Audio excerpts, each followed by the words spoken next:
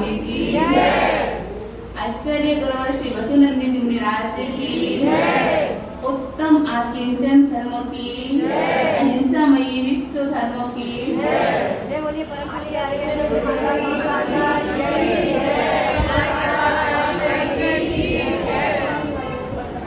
वो पाठ फिर गए कि बैठे हैं निश्चित मानिएगा। जो साधना करते हैं, साधना करने से शरीर हल्का होता है। और आज का दिन विचारणीय बात है, सोचनीय बात है कि जब उत्तम त्याग धर्म हो चुका तो आकिंचन को कहने की क्या आवश्यकता थी। सब कुछ परिग्रह का त्याग कर दिया तो आकिंचन की तो आवश्यकता नहीं होना चाहिए। परंतु जो मैं की भावना है, जो अंदर में मैं बैठा है, जो अंतरंग की कसाएं हैं, जो अंतरंग का परिग्रह है, जो अंतर की वासना है, उसको हटाने के लिए आकिंचन धर्म आया है। और आकिंचन धर्म का मतलब है कुछ भी मेरा नहीं। हमेशा ध्यान रखना, जो वजनदार वस्तु होती है वह धरातल में जाती है और जितनी हल्की वस्तु होती है वह ऊपर को जाती है। जैसे कि तराजू के तराजू में दो पड़ले होते हैं। एक जो भारी होता है वह नीचे की ओर होता है, जो हल्का होता है वह ऊपर की ओर होता है। तो हमेशा ध्यान रखना, जितने हम अकेले होंगे, जितने हम अंतरंग परिग्रह से रहित होंगे, उतने ही हम ऊपर की ओर बढ़ते जाएंगे। उत्तम आकिंचन धर्म हमें सिखाता है अकेले में रहना।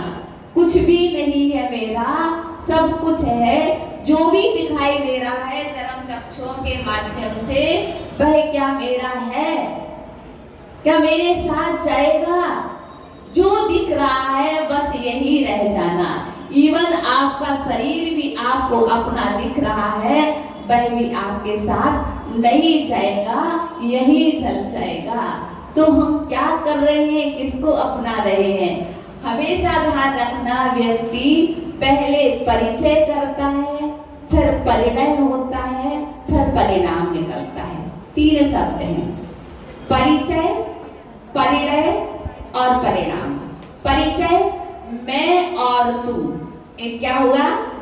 परिचय। और मैं तू मैं, क्या हो गया? परिणय। मैं तू मैं, क्या हो गया? परिणय। और परिणाम क्या होता है? मैं तू, इसका परिणाम निकलता है। तो हमेशा ध्यान रखना, इस बात को समझने के लिए, माना कि किसी की नई शादी होकर के आई है तो उसके मित्र ने कहा कि मित्र, शादी के कुछ समय बीते, 3-4 साल बीते, तो उसने पूछा कि मित्र तेरी बहू तो ठीक है ना? बोले क्या बताऊं? बता दे। बस वही हाल है, पर पहली साल तो चांदमुखी थी, दूसरी साल में सूरजमुखी हुई, अब तो ज्वालामुखी बन करके बैठी है। और जब एक कंडीशन है तो ये बता तेरा क्या हाल हुआ है? मेरा हाल तो ये हुआ है, मैं पहली साल तो प्राणनाथ रहा, दूसरी साल नाथ हुआ, तीसरी साल में अनाथ हो गया। ये हकीकत है, ये सत्य बात है। जो पहले जितना परिचय होता है, प्रेम होता है, बिना परिचय के प्रेम नहीं होता। जब तक परिचय नहीं होता तो प्रेम का संबंध स्थापित नहीं होता। तो परिचय से परिणय होता है, परिणय से परिणाम निकलता है। तो परिणाम हमारा इस स्थिति तक का पहुंचता है जब हमारी कंडीशन 2 के 4 हुए, 4 के 6 हुए, 6 के 8 हुए, तो क्या कंडीशन बिगड़ती जाती है और मैं तो की कंडीशन आती जाती है। संसार में हम आपको यही कहेंगे, संसार क्या है? एक संयोग मात्र है। क्या है? संयोग। 2 शब्द होते हैं, एक संयोग और दूसरा क्या होता है? साथ। सहयोगी का शब्द है अपोजिट, वियोग। सहयोग का विरोधी क्या है? वियोग। और साथी का कोई विरोधी शब्द किसी भी डिक्शनरी में मिलेगा ही नहीं। तो जीवन में आप जिन सभी को मिल रहे हैं, जुड़ रहे हैं, मकान है, दुकान है, परिवार के लोग हैं, इनको आप क्या समझो? सहयोगी समझो। दुख कहाँ होता है? जब इनको साथी समझ लेते हैं। ये सब क्या है? हमारे सहयोगी है। एक दिन सहयोग हुआ है तो दूसरे दिन वियोग अवश्य होगा। आप ट्रेन से यात्रा करते हैं, सफर में आपको कितने लोग मिलते हैं? बहुत सारे लोग मिलते हैं। क्या उनको अपना साथी समझते हैं? सहयोगी समझते हैं। सबके स्टेशन आ जाएगी और उतर के चले जाएंगे, यहाँ तक कि आपका संबंध स्थापित हो जाएगा। आप फोन भी आने लगेंगे, पत्राचारी भी होने लगेगी, फिर भी आपका सहयोगी था, आपको कष्ट नहीं होता है। परंतु मैं आपसे पूछूं, आप अपने बेटे को जब कहीं बाहर पढ़ने के लिए भेजने जाते हैं, उस बेटे को अकेला जाना होता है तो घर में कितने दुखी होते हैं? बेटा अकेला गया है, बेटे के साथ कोई था ही नहीं, बेटा अकेला गया है। मैं आपसे पूछना चाहती हूँ कि बेटा अकेला था? क्या उस गाड़ी ट्रेन के अंदर कोई व्यक्ति नहीं था? सारी गाड़ी भरी हुई थी, सारी ट्रेन भरी हुई थी, फिर भी आप घर में आए। आपकी श्रीमती ने पूछा क्यों उदास हो? उदासी का कारण तो एक ही है, बेटा अकेला गया है। क्या बेटा अकेला गया है? बेटे के साथ इतने सारे लोग थे, वो क्या थे? सहयोगी थे, साथी कोई नहीं था। तो आपने क्या समझ लिया? बेटा अकेला गया है। वाकई में हम दुनिया से उदास और हताश कब होते हैं? हमें एकाकीपन भी कब आता है? हमेशा ध्यान रखना, एकाकीपन 3 कंडीशनों में आता है। एक तो वीतरागता की कंडीशन में एकीपन आता है, और एक आता है राग की कंडीशन में, और एक आता है द्वेष की कंडीशन में। आप समझने की कोशिश करें। राग की आपका बेटा चला गया या लड़की की विदा हो गई तो आपका पूरा घर खाली खाली लगता है, सब कुछ लुट गया, सब कुछ चला गया। मतलब राग के कारण आपको क्या लग रहा है? अकेलापन महसूस हो रहा है। और किसी से आपका झगड़ा हो गया, लड़ाई झगड़ा हो गया, बच्चों से हो गया या श्रीमानजी से हो गया, पड़ोसी से हो गया, तो आपको उस समय क्या लगता है? बिल्कुल अकेलापन लगता है। उस समय भी अकेलापन लगता है, तो वह द्वेष का अकेलापन है। और आपको पता है आदिनाथ भगवान जब 83 पूर्व तक कहाँ रहे? ग्रस्त अवस्था में रहे। नीलांजना की मृत्यु को देख करके उनको वैराग हुआ, और दीक्षा लेने के उपरांत तीर्थंकर भगवान की कंडीशन होती है, वह बोलते नहीं है। छद्मस्त अवस्था में बोलते रही, जब केवल ज्ञान हो जाता है तभी बोलते। तो अपने ध्यान में तपस्या में संलग्न थे कि नमी और बेनमी उनके पास आ पहुंचे, और वह निवेदन करते हैं आपने सबको तो सब कुछ दे दिया, और मैं ही बचा कि मेरे लिए तो कुछ दिया भी नहीं है। किससे कह रहे हैं? भगवान आदिनाथ से कह रहे हैं। कौन? नमी और बेनमी कौन थे? भरत चक्रवर्ती के बेटे। उनके कौन हुए? पोता हुए ना। तो बार बार निवेदन कर रहे हैं कि मेरे लिए भी तो कुछ दो, मुझे भी तो चाहिए, मैं नहीं जाऊंगा, जब तक नहीं जाऊंगा तब तक मुझे आप कुछ नहीं देंगे। वो बार बार निवेदन किए जा रहे हैं, बार बार निवेदन किए जा रहे हैं, पर भगवान को, ऋषभ देव को कोई भी असर नहीं है, कुछ भी नहीं लग रहा है। इतने में वो कहते आप कब तक ध्यान लगाओगे? मैं जाऊंगा ही नहीं, जब तक आप मुझे नहीं कुछ दोगे तब तक मैं यहाँ से हिलूंगा नहीं, जाऊंगा नहीं। तो होता क्या है? इंद्र का आसन कंपायमान होता है, उधर से इंद्र आता है, वह सोचता है क्या करूं, भगवान तो कुछ देने वाले नहीं है, भगवान तो कुछ करने वाले नहीं है। तो इंद्र ने क्या कहा कि जब भगवान दीक्षा ले रहे थे ना, तो भगवान कह गए थे कि विंध्याचल पर्वत का राज नमी और बेनमी को दे देना। वो कहते ठीक है, तब तो मैं सुधार करता हूँ, स्वीकार करता हूँ, वे उधर का राज्य स्वीकार कर लेते हैं। कहने का तात्पर्य, और उनके लिए कोई फर्क नहीं पड़ा। आदिनाथ भगवान ने क्या सुना था? कुछ नहीं सुना। वे अपने ध्यान में तल्लीन थे, वह एकाकी थे, वह पोते के साथ नहीं थे। जब हम एकाकी होते हैं तो हमें आर्त रौत ध्यान नहीं बनते हैं। हमें संकल्प विकल्प जब उठते हैं, जब हमारे साथ कोई ना कोई होता है। जब अकेले होते हैं तो कोई संकल्प विकल्प नहीं उठते। जब राजा बीमार हो गया, रानियां चंदन घिसने लगी, उसके लिए बड़ा दाहे की पीड़ा थी, तो उसने कहा मुझे इस आवाज से बड़ा दुख हो रहा है, बड़ा कष्ट हो रहा है। तो रानियों को बुलाया, रानियों ने कहा ठीक है कोई बात नहीं। तो उन्होंने क्या किया, अपने हाथ में चूड़ियां पहनी थी, सारी चूड़ियां निकाल दी, मात्र एक एक चूड़ी पहने रही। फिर राजा ने कहा क्या चंदन घिसना भी बंद हो गया? उसने कहा, उन्होंने कहा नहीं, चंदन घिसना बंद तो नहीं हुआ। रानियों ने सुहाग की एक एक चूड़ी अपने हाथ में रखी है, बाकी की चूड़ियां निकाल दी हैं। एक चूड़ी कभी शोर नहीं मचाती, एक चूड़ी कभी खनकती नहीं है। उसी प्रकार से हम एकाकी रहते हैं, अकेले रहते हैं, तो हमारे मन में संकल्प विकल्प नहीं उठते। तो हमेशा हम क्या होते हैं, दुनिया में कई प्रकार के लोग हैं। कुछ लोग हैं जो भीड़ में रहते हैं और भीड़ में ही जीते हैं। कुछ लोग वे होते हैं जो भीड़ में रहते हैं पर अकेले जीते हैं। कुछ लोग वे होते हैं जो अकेले रहते हैं और अकेले में जीते हैं। कुछ लोग वे होते हैं जो भीड़ अकेले रहते हैं पर भीड़ में जीते हैं। तो मुझे लगता है दो प्रकार के व्यक्ति ग्राह्य हैं। जो अकेले में रहते हैं, अकेले में जीते हैं, सर्वोत्कृष्ट बात है।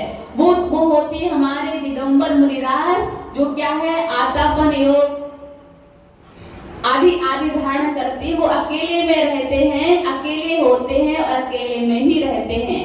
और एक वो होते हैं जो अकेले में रहते हैं पर भीड़ में जीते हैं। चाहे कुछ हो, मेरा वक्त कैसा होगा, मेरा ये कैसा होगा, मेरा वो कैसा होगा, भले वो अकेले हैं परंतु भीड़ के साथ हैं, वो जैन दर्शन को ग्राह्य नहीं है। और एक वो होते हैं जो भीड़ में रहते हैं पर अकेले में जीते हैं।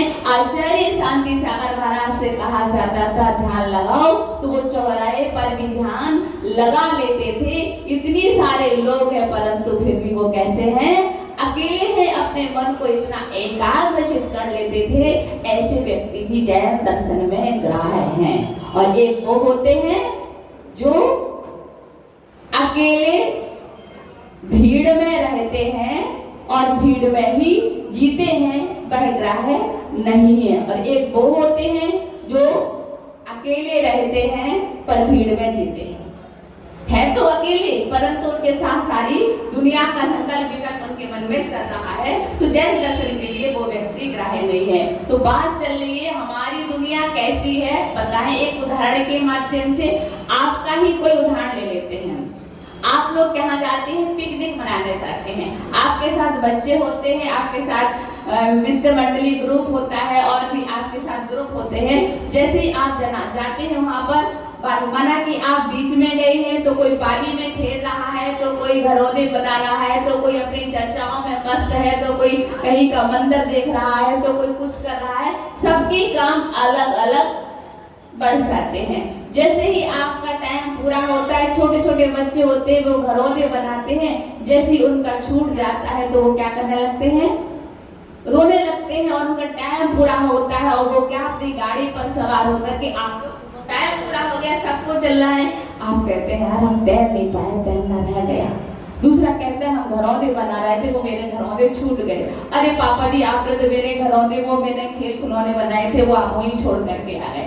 बच्चे एक दूसरे बच्चे रोते हैं, मेरा ये रह गया, मेरा ये रह गया, इसको फोड़ दिया, इसको छोड़ा है। ऐसा होता है ना, ऐसा होता है। इस सोचिएगा आप उनको देख करके हंसते हो ना, अरे घरौंदा फूट गया, वो तो मिट्टी का था ना, फूटना ही था।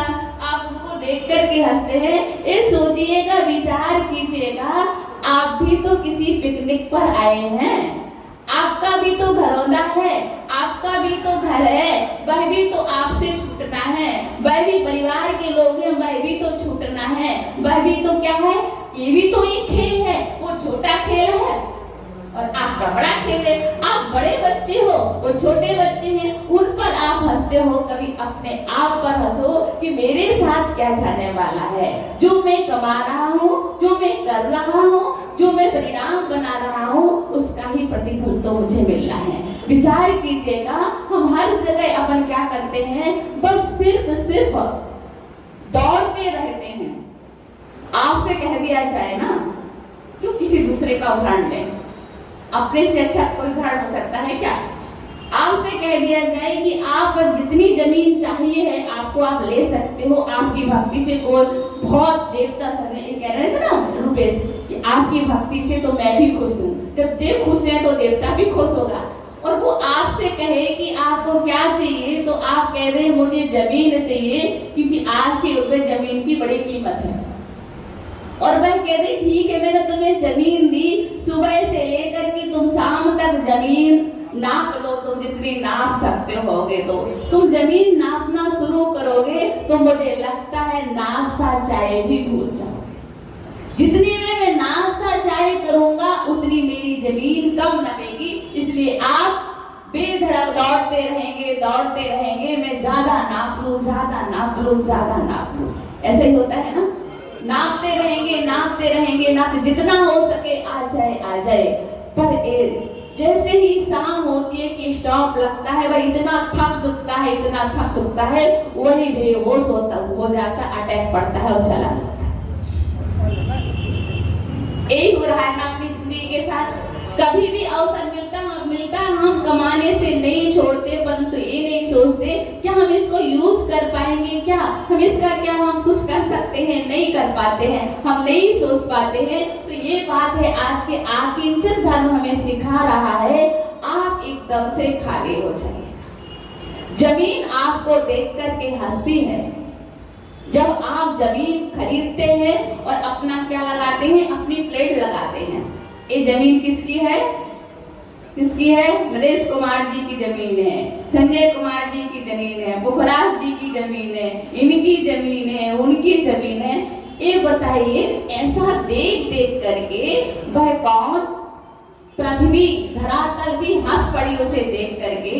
कैसे मूर्ख लोग हैं। जो आता है अपना पैंपलेट लगाता है, जो आता है अपना पैंपलेट लगाता है, पर वो हंसती है, वो बार देखता है कौन हंस रहा है, मुड़कर देखता है कौन हंस रहा है। पर फिर उसने कहा आपको समझ में नहीं आ रहा, मैं तुम पर हंस रही हूँ। क्यों हंस रही हूँ? मैं ये समझ में नहीं आ रहा है मुझे, मैं किसी को अपना पति चुनना ही नहीं चाहती हूँ। और सभी लोग क्या लिखते हैं, इस पृथ्वी का पति कौन हूँ? मैं हूँ। मतलब इस पृथ्वी का पति अमुक कुमार जी हैं, इस पृथ्वी के पति अमुक कुमार जी हैं।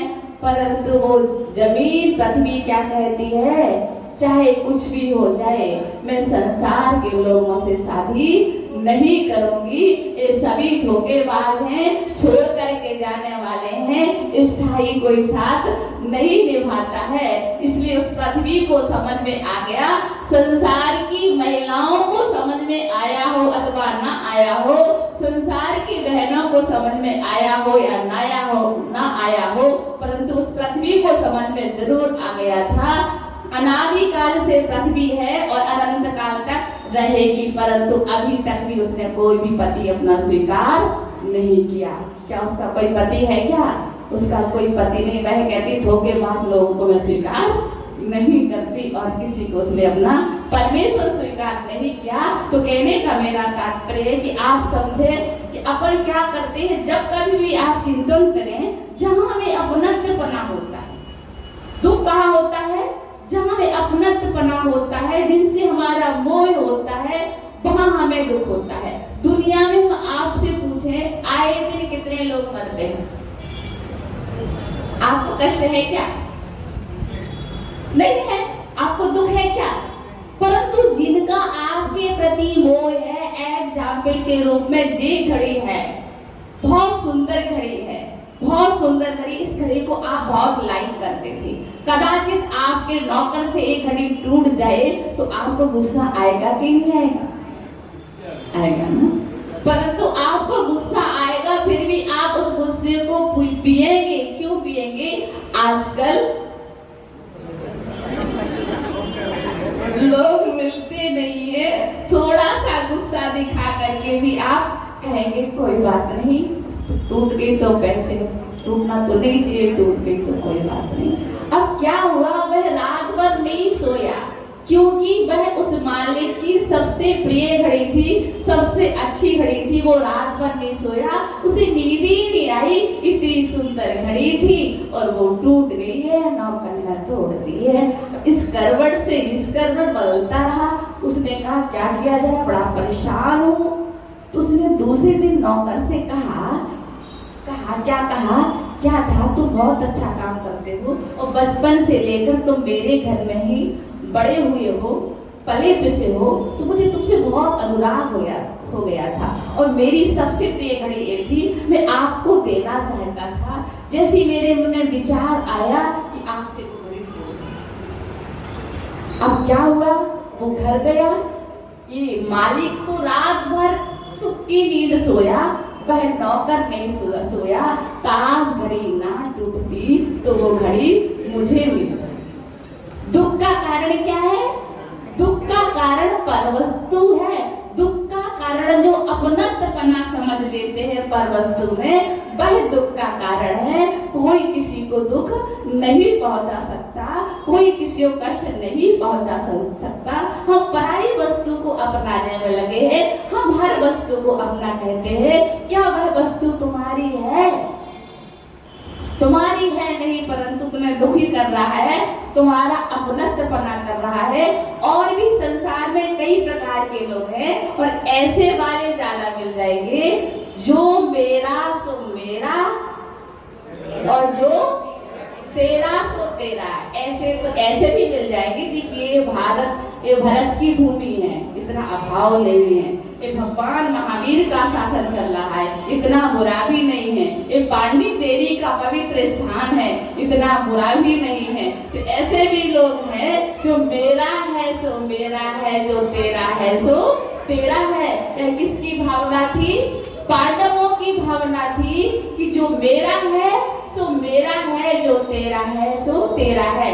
और तो क्या, उन्होंने इस भावनाओं को लेकर के बड़ी समता से कहा था। श्री कृष्ण उनके पास पहुंचे थे, उन्होंने कहा कोई बात नहीं, आप सारा ले लो, पर 5 गांव पांडवों को दे दो। परंतु दुर्योधन ने एक तिनका भी देना स्वीकार नहीं किया था। वह कहते हैं कि आप 5 गांव की बात कर रहे, नहीं, मैं एक तिनका भी नहीं दे सकता। और नहीं दिया कि वह महाभारत हो गया। तो कुछ लोग ऐसे हैं, कुछ लोग ऐसे हैं जो मेरा सो मेरा, तेरा भी मेरा। वो कौन से हैं? कौरव लोग हैं। वह कहते हैं भैया जो तुम्हारा है सो तुम्हारा है, जो मेरा है सो मेरा है ही, तुम्हारा भी मेरा ही है। ऐसे लोग भी हैं जो तेरा है सो तेरा है, मेरा भी तेरा है। कौन थे? रामचंद्र जी। उन्होंने क्या कहा था? यद्यपि भरत का राज्य है, भरत का राज्य है, पर मेरा भी हिस्सा है, पर भरत यही रहे, मुझे नहीं चाहिए। इसके उपरांत हम कहें भरत चक्रवर्ती ने और बाहुबली से जब युद्ध किया, तो क्या हुआ?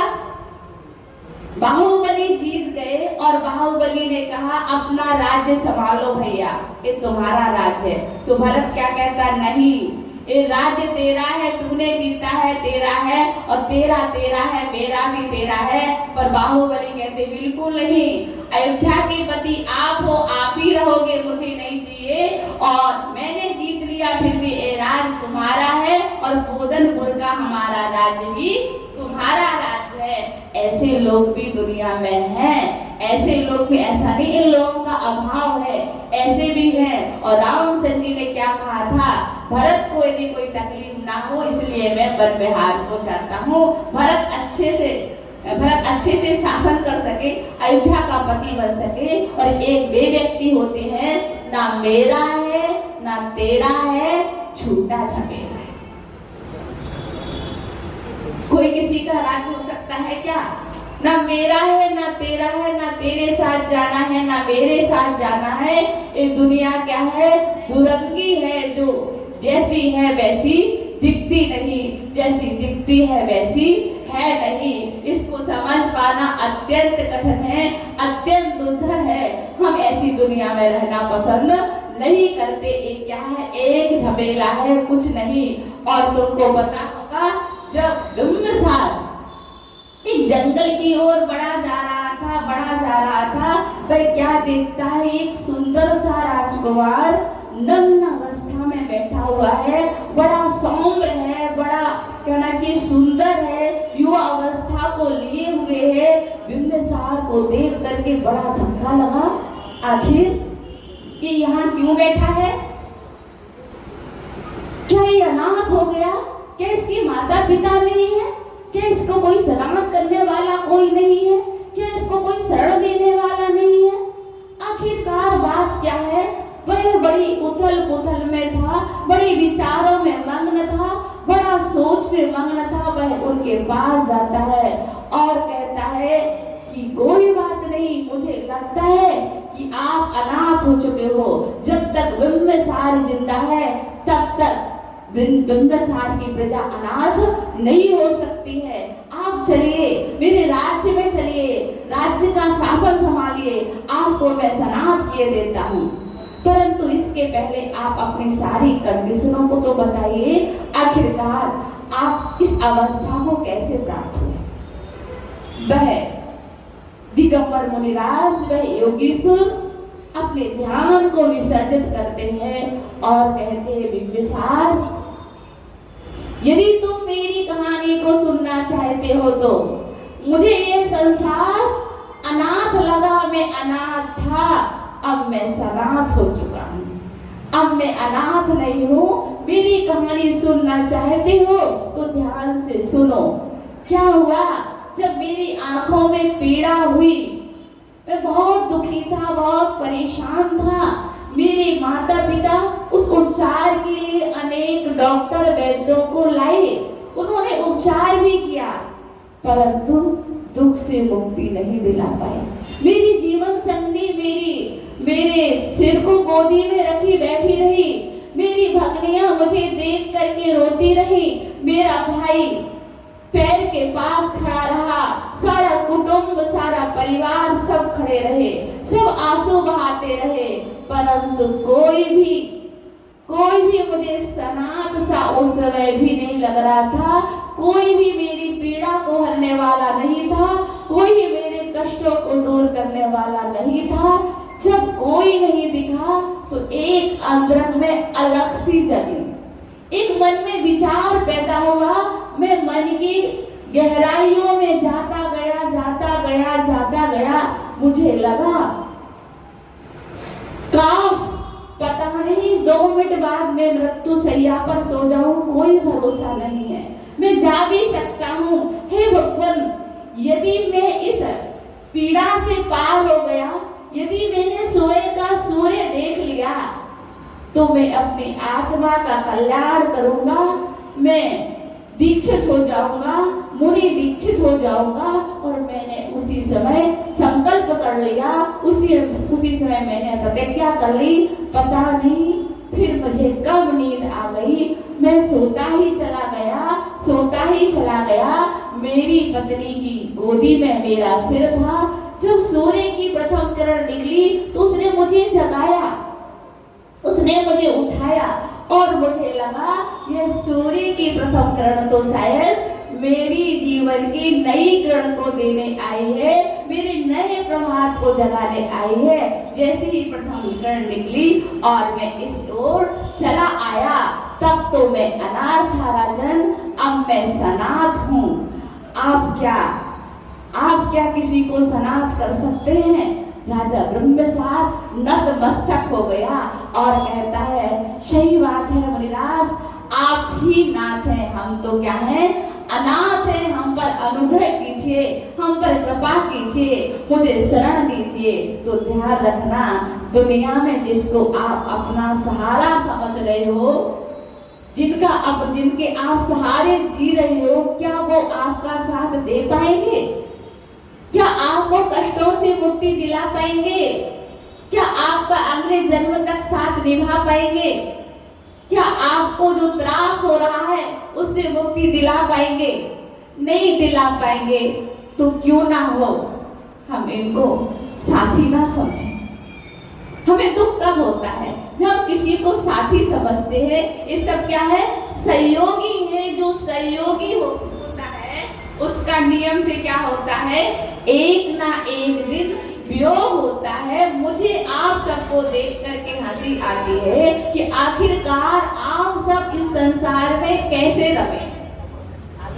एक लंगोट वाला व्यक्ति था, उसने कहा कि आप लंगोट क्यों पहने हो? उसने कहा, यही लंगोट तो मुझे कोर्ट में ले गई। लंगोट मुझे कहाँ ले गई?